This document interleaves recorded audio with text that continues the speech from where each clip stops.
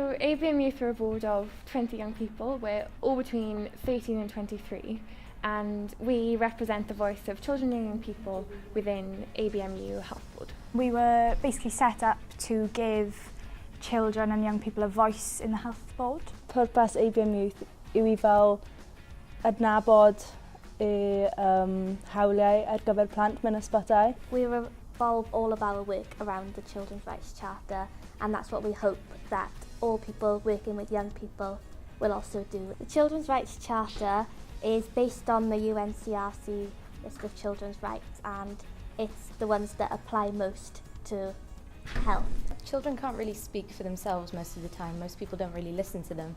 So it's important that children's rights give them a chance to get what they deserve. The main thing is being the communication source between the adults and the children. Many of us have just gone into children's wards do a mini audit and just talk about the good and the bad things that happen on the ward. We've been onto the wards, we've talked to children who are inpatients, and to kind of take it to the next level, we're going to do a survey about children's rights in health.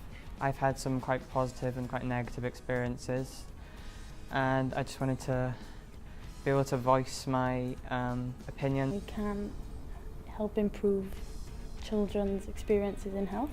We've had a lot of people come into meetings to discuss different issues that we've had, and they've been really helpful. We've given them advice on what to improve, and yeah, I think they've enjoyed having the youth board to see the young people's views on issues that are currently taking place. Sometimes children's priorities get sort of dropped down the bar a little bit, so it's about lifting that profile and it's about them using the charter, because the executive board signed up to that charter, so it's a very powerful tool. It is important that children are heard, that their voices are heard, and that we take them seriously, because they are our future. If we get healthcare right for children and young people when they're young, then we will reap the benefits of it as they get older, because they'll grow up to be healthy adults. If you're a child, you're the expert in your own life.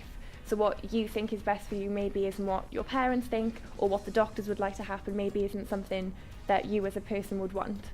If you're willing to listen to children and young people, and you work together and join up the children with the adults who can listen and make a difference, you just get really good and really new ideas, and everyone benefits in the long run.